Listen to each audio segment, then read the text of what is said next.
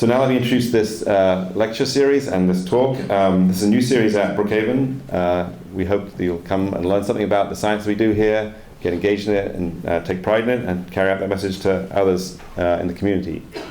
This is the first in a series of lectures we're running to celebrate the nation's 250th anniversary. Obviously, that was just this past week, since the signing of the Declaration of Independence.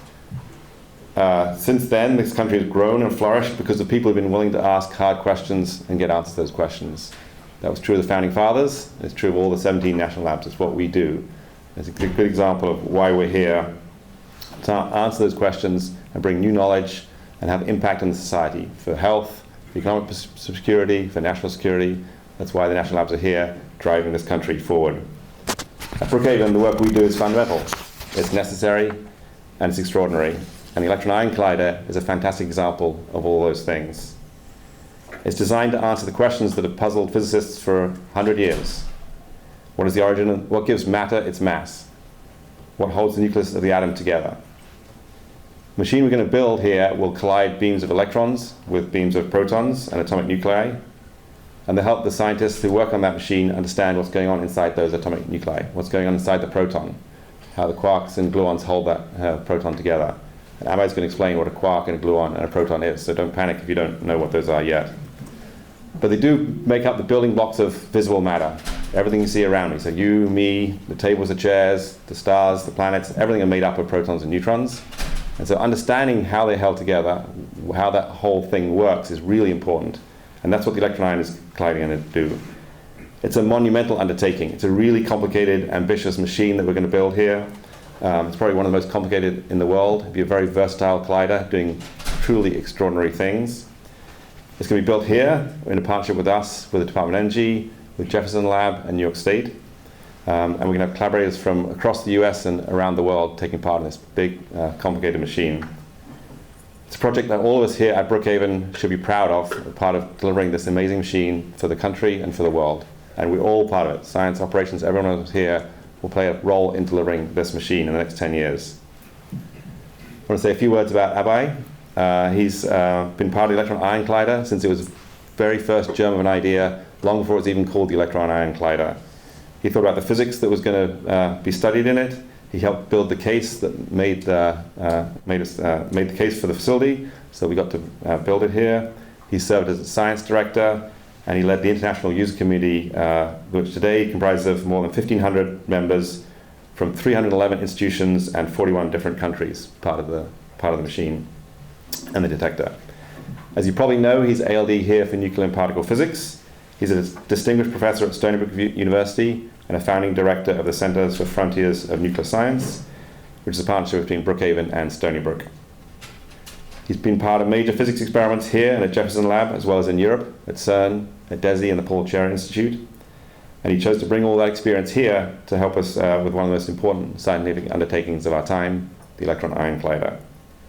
I'm very grateful to call Abai a colleague and a friend. I'm looking forward to his talk. I want to thank Stakeholder Relations and all who put this talk together. It's, I hope, a really exciting, entertaining talk, and the first in a series, as mentioned, coming forward. So thank you again all for coming, and please welcome Abai Deshpande.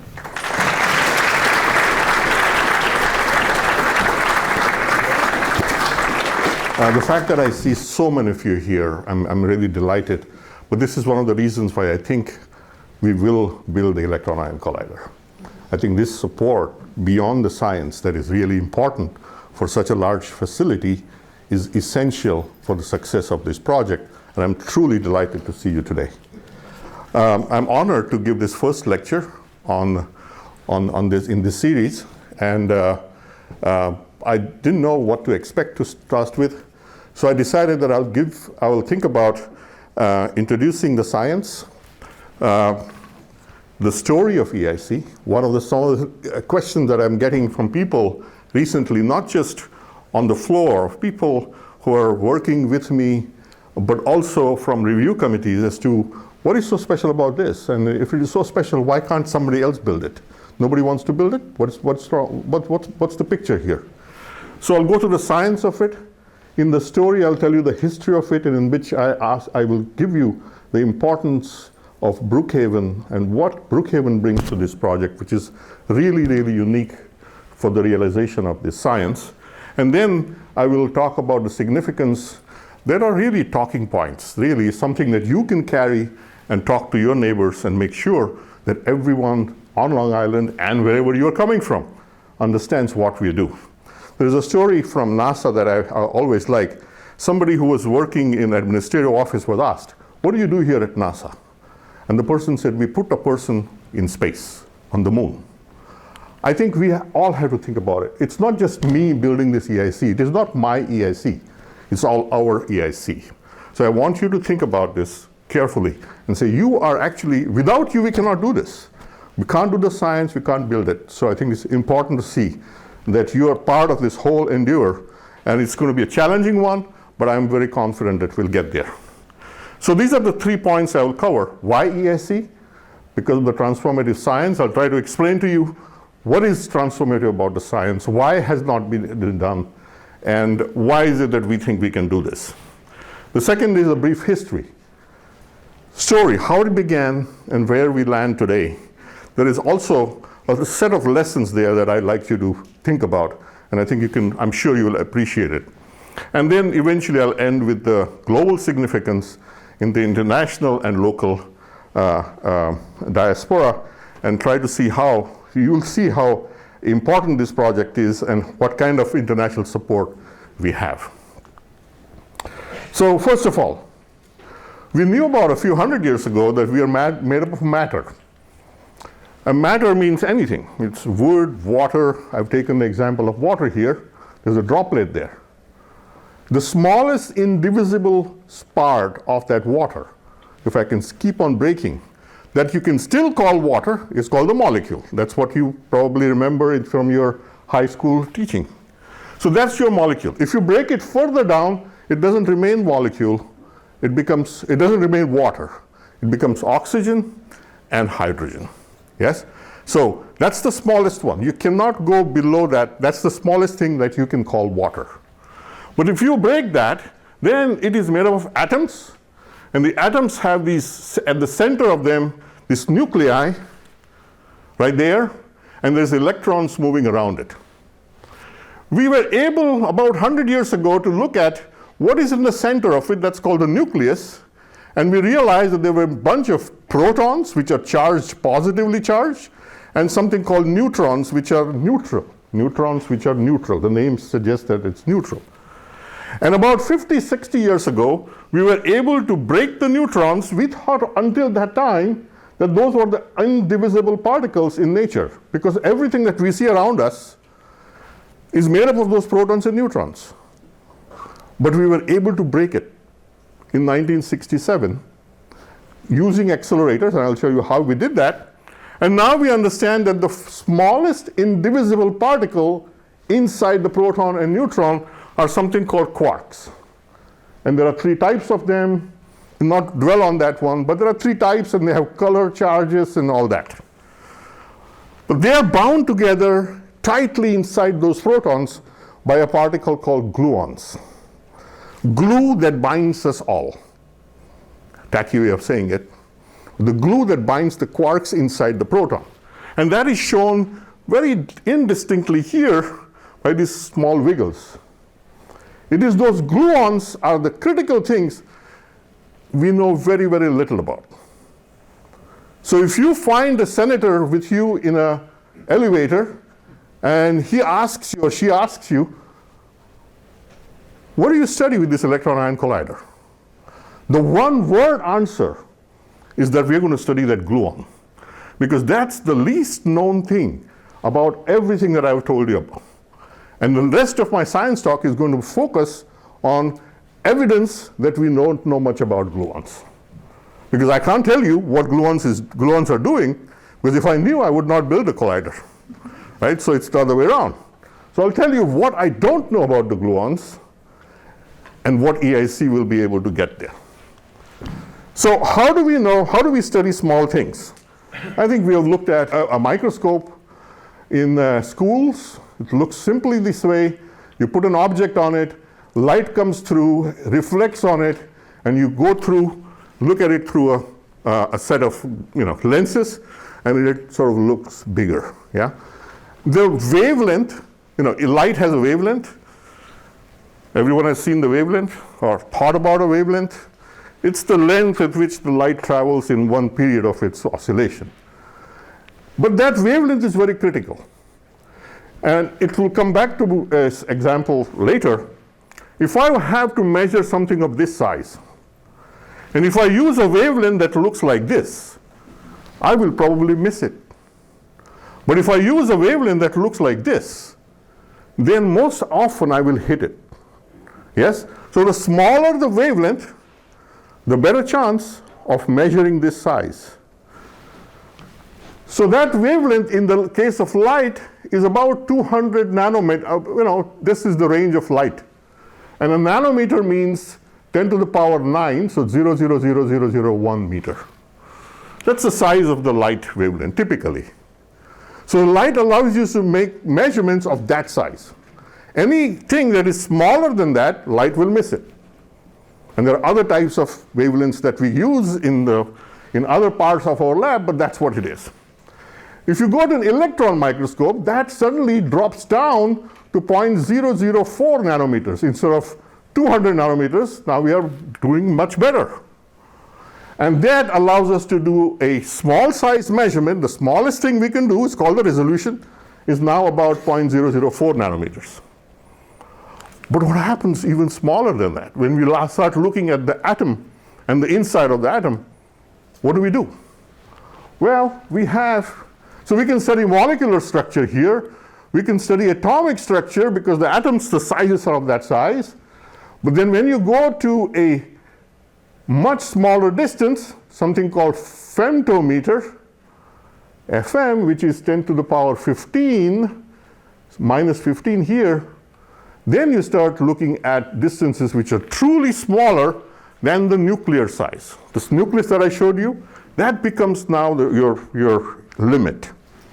And then you can start looking at subnuclear structure and the nuclear diameters, which are of the order of 1 to 15 femtometers. So the smaller the wavelength you can create, the smaller the object you can see. Yeah, that's the rule, that's the law of nature, and that's what we're going to follow. How do you measure it? And you can see it's an electron microscope because it's an electron beam hitting the target, and when things come out, and when we look at it in the particle or nuclear physics experiment, reconstruct everything, and that's where we get it. Yeah? Reconstruct, analyze the data, that's when we reconstruct the size of that smallest object. That's how we study it. And we have done it for the last 50 years. We've built accelerators at different energies and looked at it, and it has resulted in something called the standard model of physics. This is our limit of knowledge so far. What are the smallest things that build our nature, our world, is summarized here. So the red ones are called quarks. I mentioned to you, inside the protons and neutrons, there are quarks. Now, only some of them are stable, Only some of them are stable, but in general, in life, we have seen 6 types of quarks with different charges. There are 3 types of neutrinos, which are neutral. Some of them, in fact, got a Nobel Prize here some time ago. And then there are electron and its heavier sisters or brothers, you want to call it, called muons and tauons. Today, I'm only going to focus on the quarks. And this particle right here, which is called the gluon that I mentioned to you, that binds the quarks together inside the proton. Right? Those are the 3 things I'm going to focus on. In the discovery of this, we have seen about 18 Nobel Prizes to study this and discover new things in there. Yeah? So since 1950, there's a large number of prizes that have arrived here. I want to point out this one particle called Higgs here, was discovered at CERN in 2012.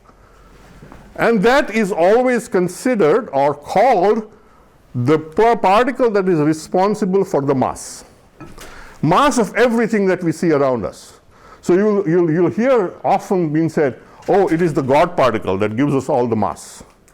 And I'll tell you, I'm going to challenge that statement during my talk. I'll show you why.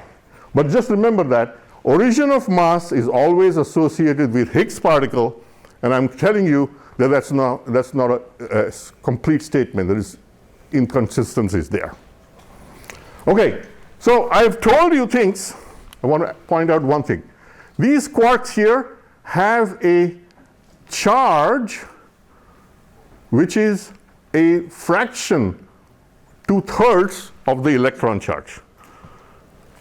We don't know anything else in the world that has a fractional charge. Always electrons and protons are one charge, from positive and negative. Neutrons are neutral, I told you before. So the electrons are negative, protons are positive, but these quarks have a 2/3 charge, fraction. And these three quarks down here have -1/3 charge. And they all have some property called the spin, which you can imagine, think about tops. A top rotating on your, you can play with the top. It has a fixed spin that sort of keeps it aligned. Similar to that, protons and neutrons have a property called spin. It's inherent in them. Now, if they were fundamental particles, which we thought they were until 1960s, I could put them in a magnetic field and play with them and turn them around and do all kinds of experiments. Now that we know that there are quarks in there, the certain question is, where is the spin of the proton coming from? If the quarks are making up the proton, you should be able to explain that. Yes? You take a bag and you put in 3 things in it, and you weigh the whole thing. It should be the sum of the weight of all of that in there. Similarly, this for the spin or for the mass, protons should be explained by its constituents. So I'm going to try to tell you now that I know these spins, I know their charges, I should be able to build a proton. So let's build a proton. So we know that the proton spin is half because you can put it in a magnetic field and it has certain properties, so we know it's half, some units. I know also, I just told you that the quarks, the U, D, U here, are also spin half particles. They're also spin half. So if I have to create one spin half particle using 3 spin half particles, how do I do it? So I align them. Here's aligned upward, another one aligned upward, and one aligned downward. So it's +1/2, +1/2, and -1/2. That gives you the proton. I build that model, and I say, okay, now I'm going to test it on something else. That's the model. Let's test it with a neutron. And the neutron is UDD quarks. So U is 1/3. It's charged for pointing downwards. This one is pointing upwards. That is pointing outwards. And you get the neutron spin. Aha, my model starts working. Now let's look at the charge. We know the proton is positively charged. I told you U and D and U are certain charges, 2/3 and -1. Let's add them up. Do they add up? 2/3 plus 2/3 is 4/3 minus 1/3. So the charge of the proton should be 1. Absolutely, it works. Same thing with neutrons. It's 2/3 minus 1/3 minus 1/3. That's 0, and that is true. Neutron is 0 charge. So this tells me that my model seems to work. And this was the state of the affair until about 1980s. People really believed this was the case. That means the quarks were the only thing that was responsible for the properties of the protons and neutrons, and they do that for any other particle that we know in particle physics. Works out right. Nobody needed anything else. Until we did an experiment, as was told, we measured the spin of the quark inside because the technology reached that level. And that was a big, big surprise that we didn't anticipate before 1980s. But I have not mentioned 2 things. I have not shown you any gluons here because this was in 1960s, 70s, and 80s. Gluons were not discovered. We didn't know about the gluons. Although some theorists were saying, oh, there should be something that binds them together, but what it was and what properties it might have, we did not know. So that's why this picture doesn't require a gluon at all. But what we noticed was, if you take the mass of them, this U quark was 3 MeV, or some units. This was 5, and the total mass of the protons was 938. So 2 times u, that's 6, and then you add the 5, that's 11. Instead of 11, you get a 938. That means if you add the mass of the quarks, you barely can explain 1% of the mass of the proton.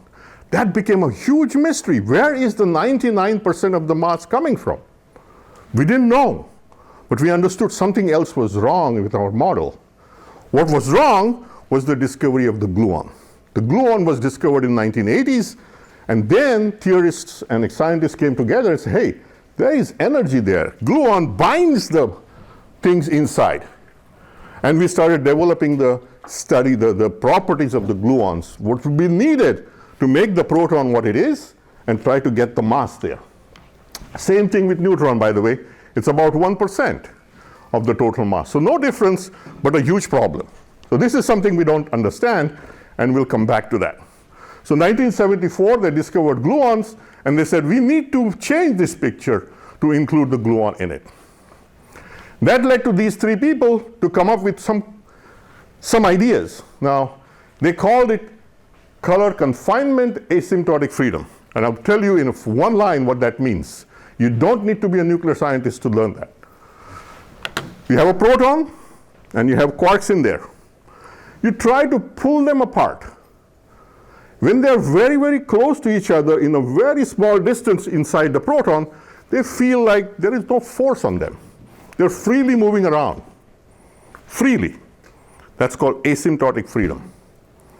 But you try to pull them apart, you try to bring them out away from each other, then something stops it from actually taking it out, unless you actually break the proton. Yes? Forcefully break it. You need a lot of energy to break inside, because that's the reason why we couldn't see inside the proton for 60, 70 years, even after large energy colliders started coming in. So they actually look like, they behave like a spring. You try to pull them apart, and the force increases. You pull them further apart, the force increases. Think about a spring or a rubber band. Yeah? You just pull them apart, and that's more and more difficult. And that's called the confinement. It does not allow that quark to leave the radius of the proton. It remains confined inside the proton, and that is what the confinement is about. Now, asymptotic freedom, the fact that they are free inside the proton is understood. They got even the Nobel Prize. Another Nobel Prize is waiting for us to explain what confinement is. We don't understand it, and EIC will go a long way in trying to understand that. So that's something that I will come back a little later. So I want to briefly tell you the difference between them, and it's very critical, but it's very simple to understand. Electromagnetic force is mediated by light, electromagnetic wave. The color force, the quantum color force that I'm talking about here, is mediated by the gluons. Now they are established. The difference between them is that the electromagnetic radiation, the light, has no charge. It's not a positive or negative thing. Protons are positive, electrons are positive. Interaction between them is through these photons, or the light, but they themselves, the light itself has no charge. It's zero charge. Okay? And that's the rule, that's the law of nature. But you go to the inside the proton, that gluon that mediates the force between those quarks, they themselves have a charge, which makes the huge difference between them. So if you have the gluons that carry color, now they can interact with each other. A gluon can interact with another gluon. Yes? The gluon has a charge, it can interact with this gluon and create another one, or it can have this. If you look at the electromagnetic, our normal life that we see, there is nothing like it, because this one cannot interact. This kind of a diagram doesn't happen. And this is the biggest difference between what is inside the proton and what is outside the proton, what we see. When you touch an electric circuit, you know that there's only electron there. Yes? Electron flowing through, and maybe through the cable, et cetera, but that's what the difference is between them. And this kind of interaction is going to be the biggest influencer of what EIC is going to explore. And I'll come back to that. So if that's the case, then what happens is that this is one of the Nobel Prizes winners, Frank Wilczek. He mentioned in his Nobel lecture, he takes an example. You take a quark and you bring it from some infinity to your lab and you make it stop. As it loses energy, it starts emitting energy. For the quark, it means it is emitting a lot of gluons. So even if one gluon is emitted, because it can create more gluons, because it has color, the one gluon will form two gluons. The two will form 4. 4 will form 8. 8 will form 16. There is no stopping to this. As long as the total energy exists, this can go on like this. And the question naturally comes, does this mean that this is going to be infinite? In fact, he wrote in his lecture that this small color charge in isolation builds a big thundercloud. He actually said that. But in nature, we don't find that thundercloud. Another mystery. Why doesn't every proton just blow up? Because the gluons are there, and each one of them will create 2 and 4 and 8 and blah, blah, blah. Keep on going. Why doesn't it explode on its own? It's a question that we will answer at the EIC Ion. I'll show you a little later. So let's leave this thought and step around. Now the method. We're going to do something called the deep inelastic scattering. Deep means we are going inside the proton. Deep is break the proton, go in. Inelastic is when you have a car collide with another car. All the energy is distributed in the body of the car.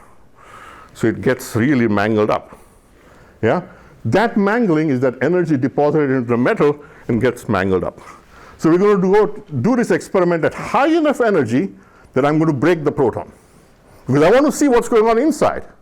So you need that deep inelastic scattering. And it is one of the best successful methods used in the study of protons and nuclei over the last few decades. So this is really a very, very important and successful method. And then you might say, hey, but 25 years you were doing experiments with Rick. And you were colliding protons and colliding neutrons and nuclei. Why do you need another method? So the question I want to ask is, let's look at a watermelon. I want you to think about what is the structure of watermelon. You can do this experiment. You can take lots of watermelons and throw them at each other at high speed, and they break. And that's the result of the experiment. It's pictured there. From that experiment, you will be able to tell me what's in there. What was in there? It was the red meat, the fruit meat,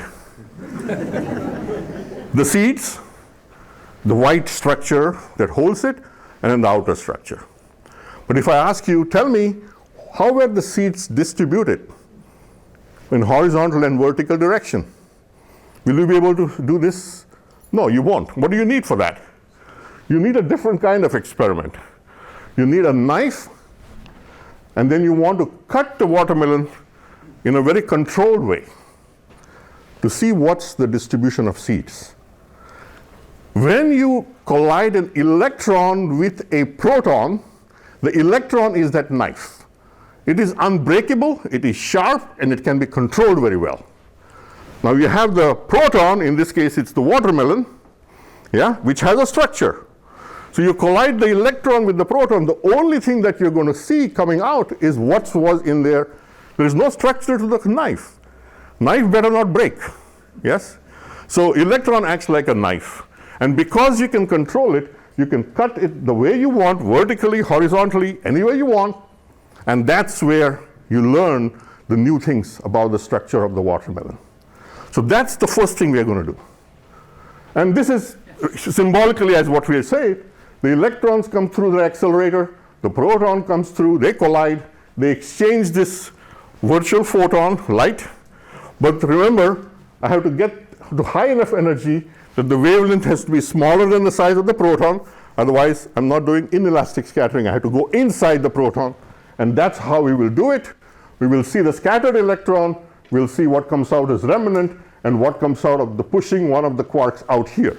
So this is all my detector. So this is how it is shown, but the idea is the same. You take the knife and you cut the watermelon. That's exactly what we're going to do.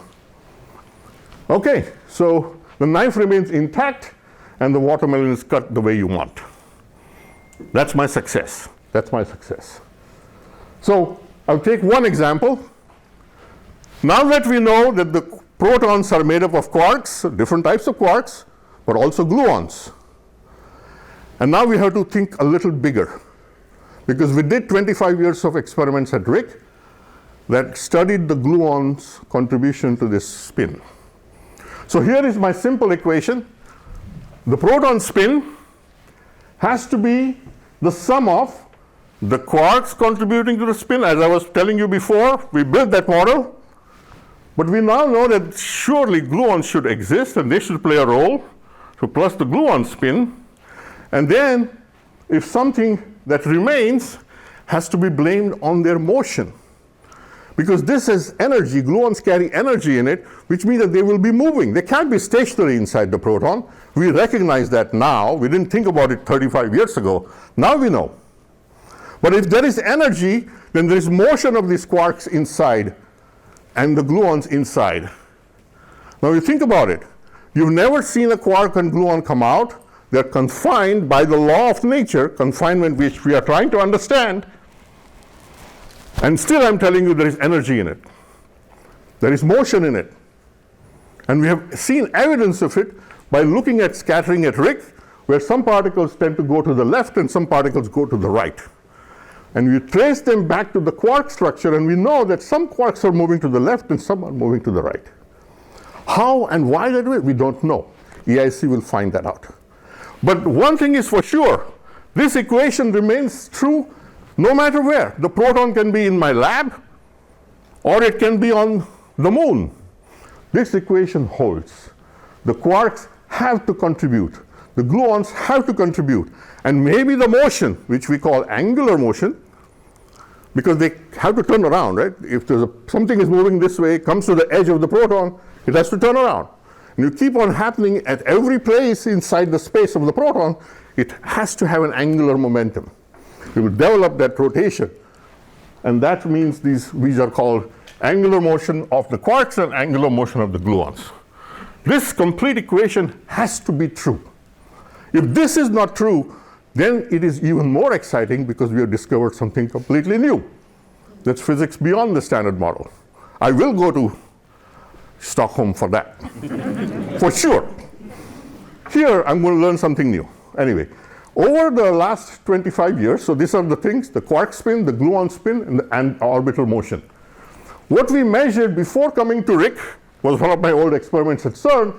We measured that instead of half, the quark spin explains about 0.12. And over the last 25 years, we measured at RIC here that the gluon carries about 0.15. So 0.27 out of the 0.5, is explained. But we don't know these two parts. And this becomes one of the important things that EIC will do. Yeah? Those are the things that we'll measure. So here is another pictorial way of saying it. This is the quark spin. That's the gluon spin. We know both of them. This better than that. But the remaining part will come from precision experiments at the EIC.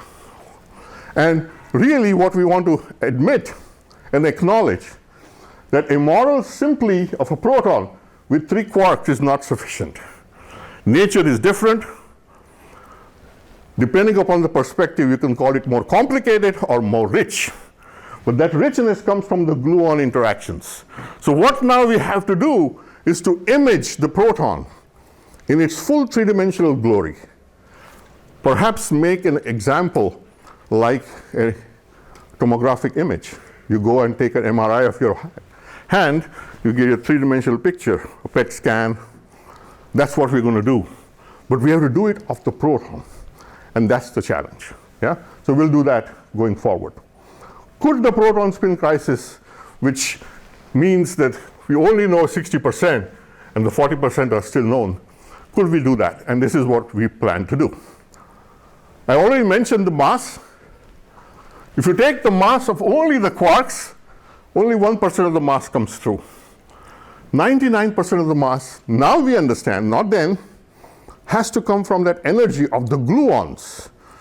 That's energy, that's binding them together. That's what binds them together. You try to pull them apart, that's exactly where it breaks down. But when you try to pull a rubber band, what happens? At some point it breaks. And that energy you feel, right, on your fingers. That's the energy stored in that rubber band. That's the same energy that is stored in the proton to hold it together. Really important to understand that. And that energy through E equal to mc squared, that Einstein equations everyone knows, right? E is equal to mc squared. Through that, it creates the mass of the proton. Okay, so that's why Higgs boson, I mentioned to you in the beginning, explains only 1%. The gluon that we are measuring should explain 99% of the mass of the proton or the neutron. But remember, everything that we see in the visible world is made up of those protons and neutrons, which means we are looking for 99% of the entire visible world. That is still a mystery. And that's why this collider is really important. It will explain to us in the visible world the 99% of the missing mass. So now I come back to that and I say, hey, the gluon keeps on growing in large numbers. Is it going to go to infinity? Well, it's not going to go into infinity because what happens? This is not in free space. This is inside a proton. So you see this is inside the proton, and now suddenly the proton is getting very, very crowded. I told you they can't leave the proton, but it's getting very crowded. It's like going into a train in Tokyo, Mumbai, or in the subway system in many countries. You go in, the crowd grows, you start bumping into each other, right?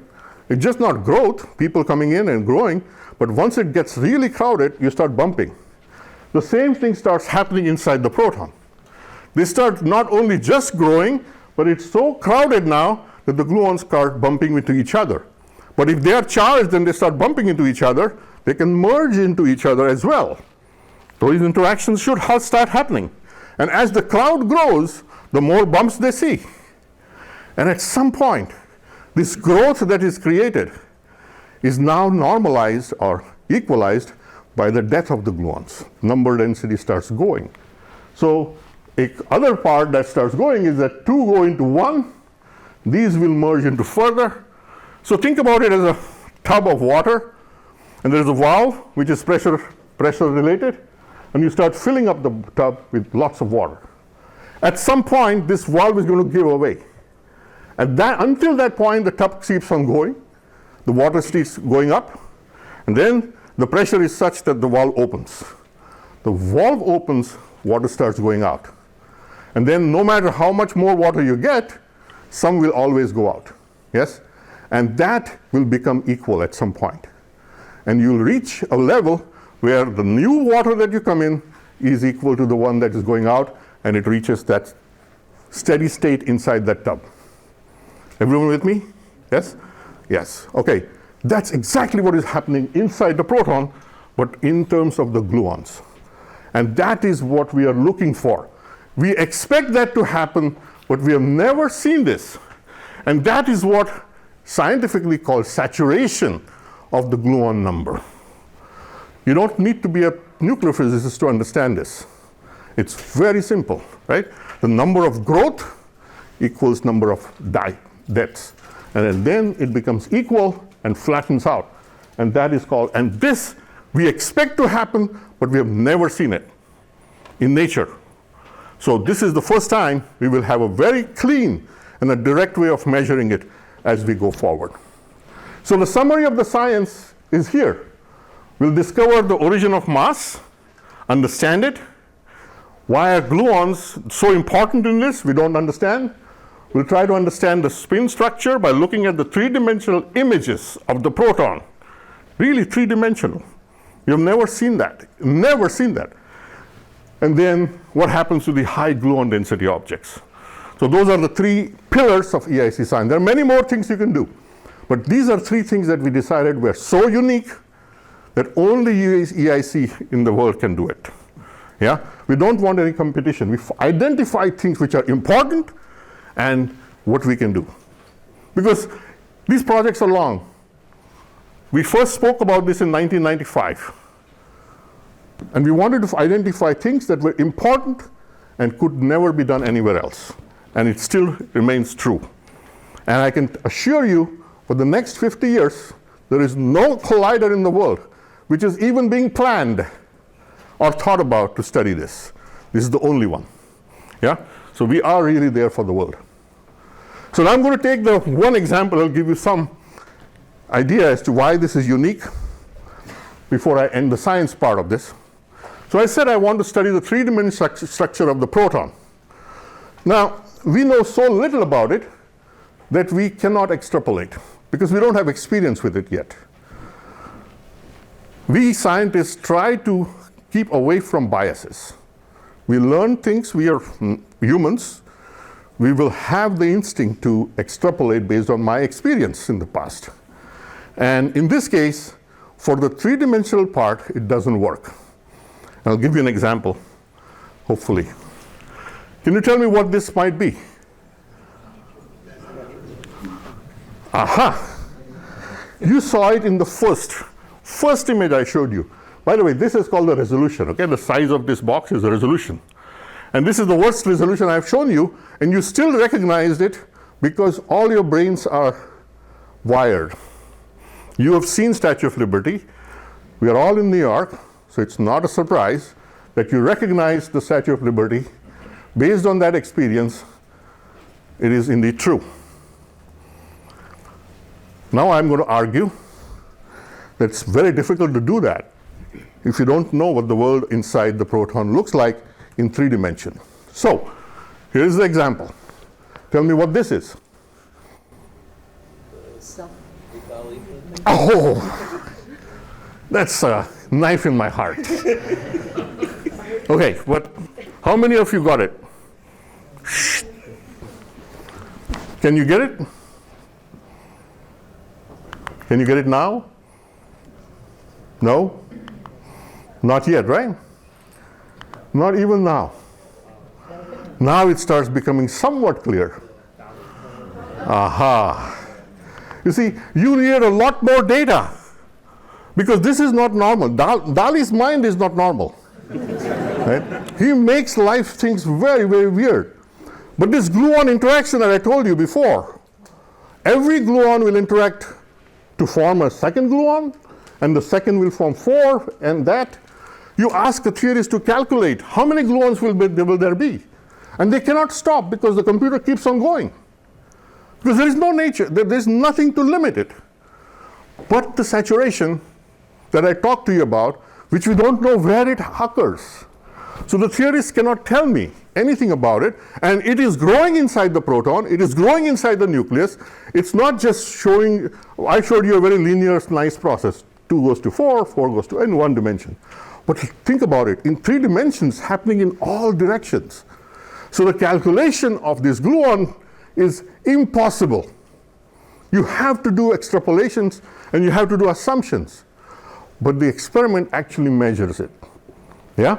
And that's what we are going to do, and that's why this extra data, we always talk about, oh, the intensity of our beams is going to be high.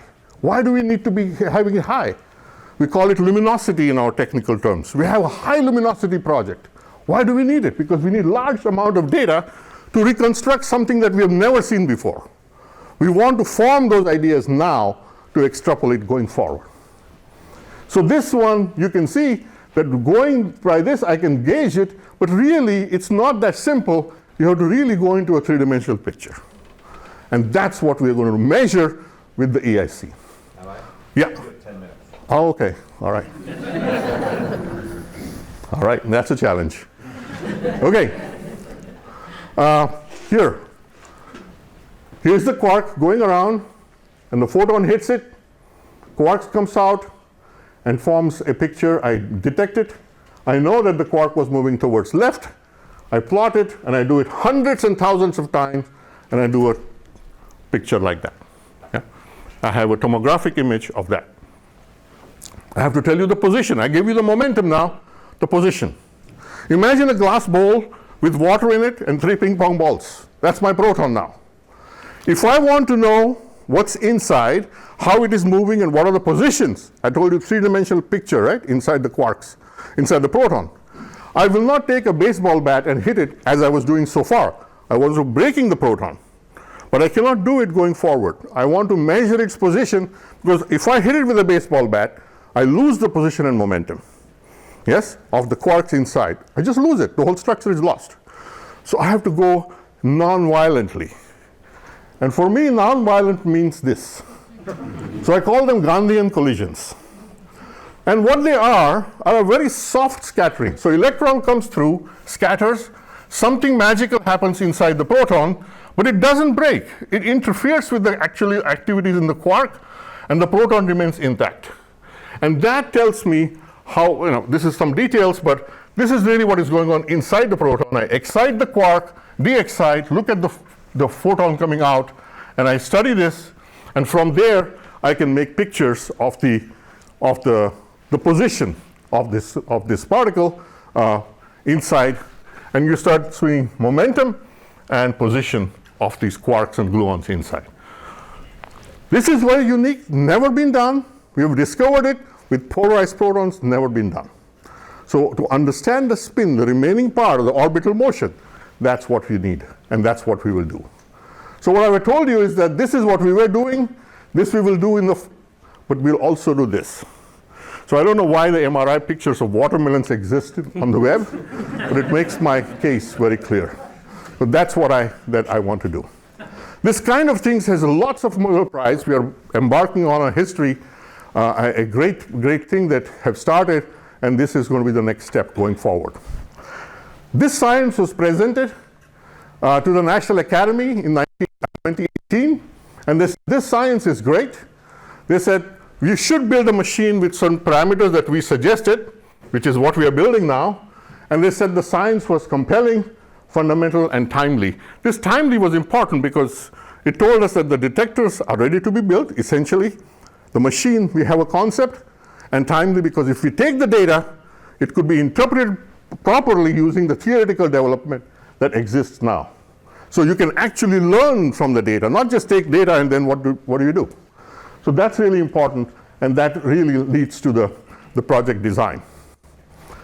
I'll give you a slightly, now I have to rush with the timeline. There were 6 or 7 proposals in the late 90s to build a collider. And here are some of them. MIT Bates wanted to build a 3 GeV, a small collider. I was talking about an ERIC at Brookhaven. IUCF was building another similar to MIT, a small energy one. And JLab joined a little bit later in 2004, and they wanted to build a smaller energy one. We started our activity at DAISY. There was a GSI project and the Grenoble. They had different properties and different energies, and so these are some numbers that I've mentioned to you. The US group came together to form the ERIC collaboration in 2002. And I always think, why did we come up with this? Why did we get so special? The speciality came because it had not just the protons, but also nuclei. It also had the spin, and it had the high energy. Those 3 things was very unique about our proposal compared to any other proposal that came about. And that brings me to the study of this. If I wanted to find the key, this is a picture that I think is popular enough and famous enough. You look under the light and you'll try to find the key. The key is not here. The key is somewhere else. So you better find the light that actually places things there. And this was the problem with the rest of the proposals. They wanted to study the gluon and the spin, but they didn't have the energy in either of the polarized beams to do it. We had them. And that's why our proposals succeeded. From 2000 or 99, the proposals have changed size, shape, design. This is the current design. You can see what it is. Just take one of the rings of the ES, the RIC out, put an electron beam facility, and build the ring-ring collider. These are various proposals that we have gone through from 2002 all the way to the most recent one. All of them have suggested that this is the unique place we need to move forward. I mentioned to you the realization. It's global. What we are going to do is build upon the $2 billion investment the DOE has already made in RIC. We'll take one of the rings out, the blue, put a yellow beam here, and the electron beam facility will be completely new, and then collide with currently one detector, EPIC detector at IP6, and possibly in the future at another location at IP12. AI came a little later, so early designs of the machine were already there, but now it is getting incorporated in every aspect. We think it will be critical for operations, discovery for detectors, operations and designs of that, and I think the analysis will a no-brainer. This will be a very critical part that will save us time, energy, and money to realize where we want to be. Again, the uniqueness of this is shown by that. If you are interested in that science, there is no other place in the world you can go. And that is reflected in the fact that these people from all over the world have joined our project. There are 907 institutions worldwide from 41 countries which have joined the effort because they are interested in this critical science that we're going to explore. There's no other place they can go to. And that makes it unique, and that's why I think they realize that there is no other place to go and do this experiment. These are some of the flags of the experiments in the central detector. 8 national labs are already involved from the DOE complex. Going forward, we're moving. The Energy Secretary, the Undersecretary came in February, switched off RIC. Since then, things are moving. You can see that the blue ring is being dismantled. Various labs are being set up for future. Electron beam facilities from APS and MIT are coming. They're being stored, tested, moving forward for future use in the Electron-Ion Collider. This is another picture where the magnet was taken from one of the locations and moved out. So this really is showing you that we are moving very fast forward. Because we have an international collaboration, we need to be mindful about their wishes and their desires and their opinions. So we have formed something called, amongst other things, something called a research review board, where the funding agencies of international countries, partners, actually get to participate and show their desires and opinions. These are partners that picture that we had our most recent one in Japan, early in June, but there are other supporting places that we intend to go for with this and make sure that they are part of the team and become strong contributors to the future. And that brings me to the last part. Sorry. Why is it important for all of us? For you, me, everything local. And this is a few slides that I thought of. First of all, beyond physics, there are lots of things that we can do with the technology that we develop. Part of it is health and medicine. You can see the isotope production, radiation, PET scans that we build for detectors can be improved and go into the medicine field. Accelerator detector applications in studying computer chips, proteins, therapeutic use. Those are things that are essential for the economy and the future of the country. AI components I already mentioned. Energy and national security. This is where also detectors are being used to do things for the national security. But last but not the least, very important, we are developing the next workforce for the country. Going forward, we're training people at the highest, at the frontier of science. What matters for Brookhaven and US? It's the next flagship experiment. RIC completed its science. We're going for the future collider. It builds on the $2 billion investment. It secures BNL's mission and funding going forward. We have a budget of $2.8 billion plus the $100 million from New York State. We're the only collider in the US as we go now. There's no other collider which is operational. And when it runs, it probably will be the only one for the next few decades.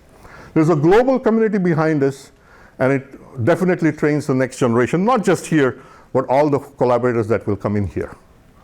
For Long Island, these 3 things are really important. EIC promises to be a great science, but also creates some significant infrastructure job, procurement, related business activities, benefits construction companies, engineering firms, suppliers, hotels.